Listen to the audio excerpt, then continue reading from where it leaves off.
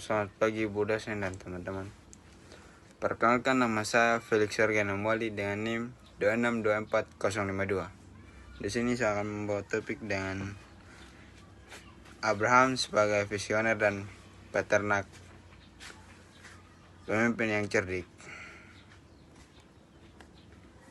Pertama, latar belakang.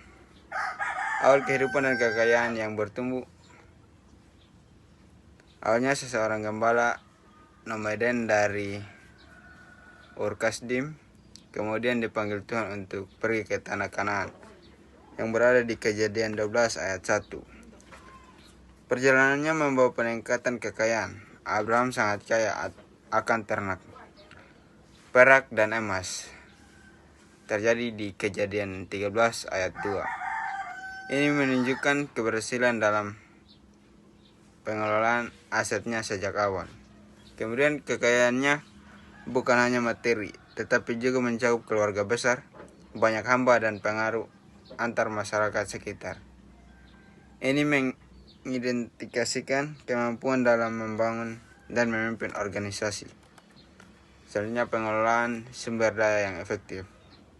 Manajemen ternak.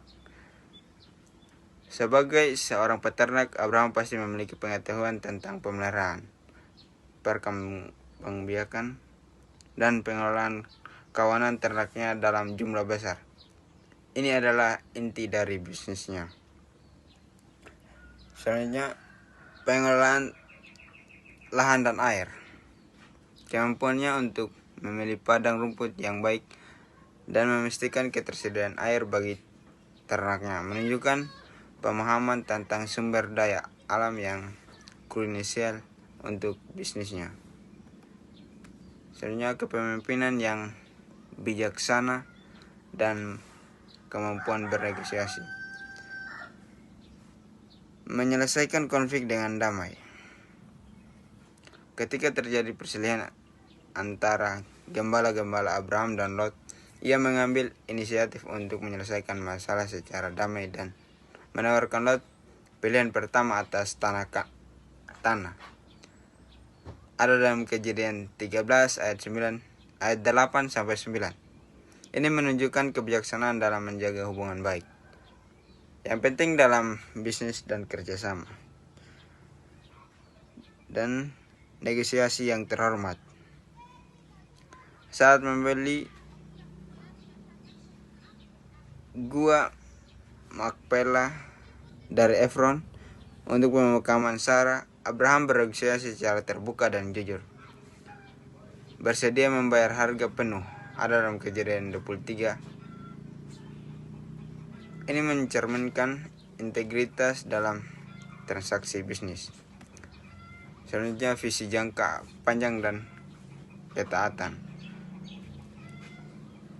Meskipun hidup berpindah-pindah, Abraham memiliki visi yang lebih besar tentang janji Tuhan mengenai keturunannya dan tanah perjanjian. Keyakinan ini memungkinkan memengaruhi cara ia mengelola kekayaannya, bukan hanya untuk saat ini, tetapi juga untuk warisan masa depan. Ketaatannya pada perintah Tuhan memberinya prinsip kuat dalam bertindak, yang kemungkinan besar tercermin dalam etika bisnisnya. Selanjutnya, integritas dan penutasi. Tindakan dan perkataannya menunjukkan integritas yang membangun reputasi baik di mata orang lain. Reputasi adalah aset penting dalam bisnis karena menciptakan kepercayaan. Selanjutnya, yang terakhir, kesimpulan.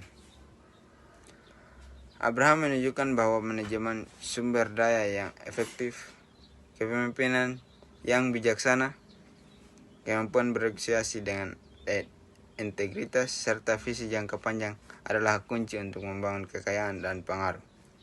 Ketaatannya pada prinsip ilahi juga menjadi landasan etika yang kuat dalam segala tindakannya.